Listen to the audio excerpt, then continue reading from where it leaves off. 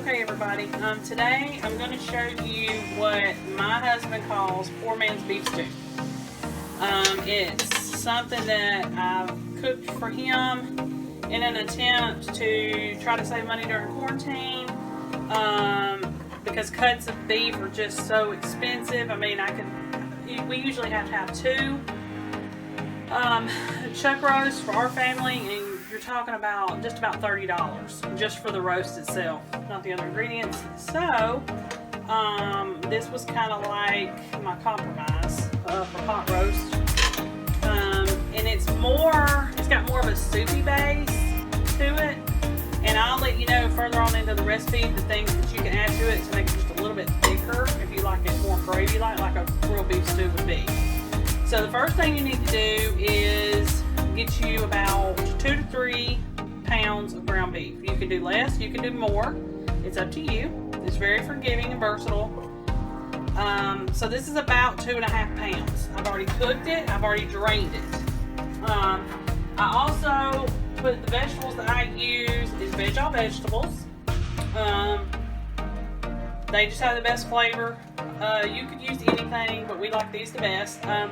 Our Walmart sells homestyle as well as the regular Veg All. So for this recipe in particular, I would use the homestyle because it's got the pearl onions in it, and it's more like a stew-like vegetable. So this is what we use, and I usually put about 3 cans of vegetables with the water. You can drain it, I guess, but you're still going to have to add water at the end if you do that. So there's that, and then I put in bouillon cubes. It's something that I've always used to make me the broth that I need. These are beef bouillon, and I want it really good and beefy. So I put in about, let's see, how many I got here. I put in about 8 bouillon cubes. You could use the granule, it's fine. That's what I have on hand, that's what I use.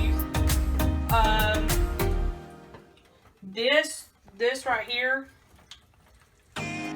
is, and see when you see that the vegetables, the water's under the vegetables, you need to grab just a little bit more water and add to it, because you want the water to just cover the vegetables and meat.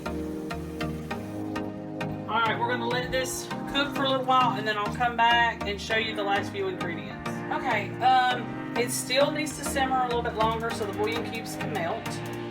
But I mean, you kind of get the idea. The only thing with this is it's very thin broth. But what I used to do, and I didn't have any on hand or I would have done it today, you can get brown gravy packets at your nearest grocery store, and you can add a couple of those, and it'll give you your gravy type experience with your beef stew. But today it's just going to be very thin broth base, which my husband loves. As long as it's got full flavor, if it's full of flavor, he doesn't really care. But I do like it better if we put the brown gravy packets in it. But like I said, I didn't have any. 2 things that make this the best tasting stuff that you'll ever have is bay leaves, and I put about 4 of those in there, depending on the size or the amount I'm making. And let that, cook and simmer along with the soup, and you just remove those before you serve it. And this Kitchen Bouquet. This stuff is the best stuff, and it gives it a flavor that typically would not have had without it. Walmart sells it, and it's usually in their marinade section. I don't know why they don't put it with the gravies, because that's where it's a soup base, or even with the soups, but it's usually at our Walmart it is found with the condiments, marinades, stuff like that. And I usually put, I don't even know, probably, let's see, that only had a teaspoon in it or so. I put a few tablespoons in it, and it really gives it flavor. It darkens it up. If you can tell in the camera, it darkened it.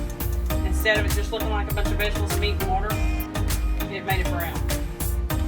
But between that and the bay leaves, it really gives it a lot of flavor. This is something that you can have, during these times of quarantine or times where you're on a budget and you just need something that's filling, something that tastes good, but it doesn't cost that much. I mean, I would think, let's see, even with name brand vegetables, plus the hamburger meat that I used, I mean, you're talking about $10 maybe total. It's probably not even that much. Because usually the bay leaves and the kitchen bouquet and the bouillon I already have on hand anyway. But this is just a really good budget friendly meal, and you can make it as big as you need to, or you can cut it in half. I'll post the recipe below, and the recipe will be just for what we did today. But you could, like I said, can either add to it or take away from it. Very versatile. And you can even change the meat if you wanted to. You don't have to have ground beef. But like I said, that's what we're doing because we're trying to save money and working, you know, with budget friendly meals. So this would be a really, really good one. Okay, so since we're waiting on the stew or the soup to simmer, we can make some cornbread that I usually put with it. Now this cornbread is the cornbread that I make all the time to go with anything we need. And if this is just a regular savory cornbread, it's not a sweet, but you can add however much sugar you want. Usually sometimes we want sugar cornbread is what we call it, or a sweet cornbread. We'll add about 1/4 cup of sugar or maybe 1/2 cup, just depending on how much I put together. So this is just rough measurements because I never measured this. I use cornmeal mix, not plain cornmeal, because plain cornmeal usually it's not self-rising, and I need for this to be self-rising. Now you can get the regular cornmeal and add all the extra additives, but I usually don't do that. I just get the cornmeal mix. This one's self-rising yellow cornmeal mix made by Sunflower that I get at my local Walmart. And what I typically make, I make about this much. It's usually about a pie pan full.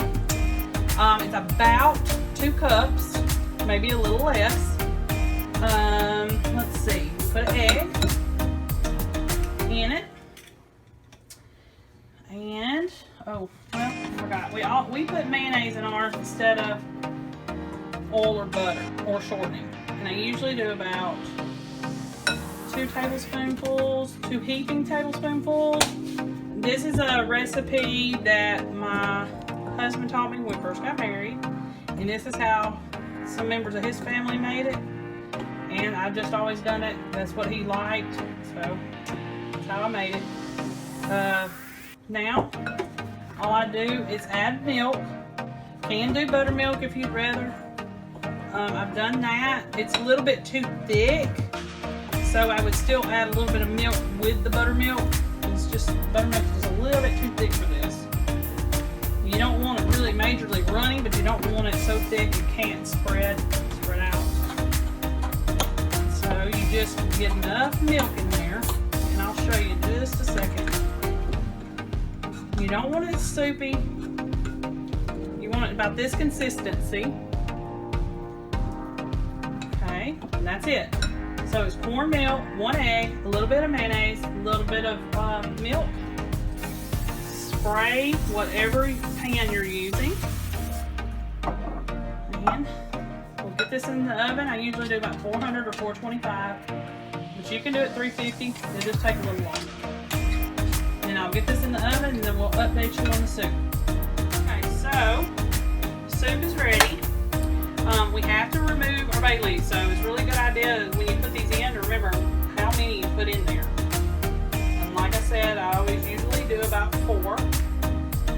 And you can tell when you add them, the aroma that's coming from the pot, you can tell there's something changed. And it just smells like heaven in a pan. So let me dish some of this out so you can see what it looks like.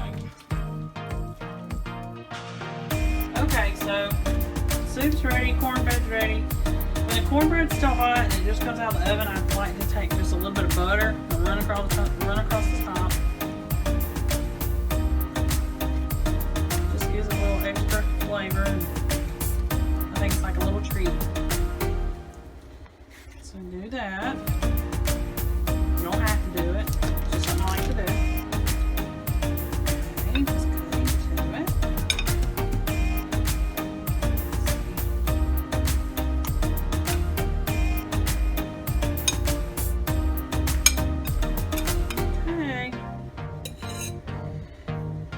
So, a piece of cornbread and some syrup. If you'd like to see more videos like this, please like and subscribe. Thanks guys, see you later.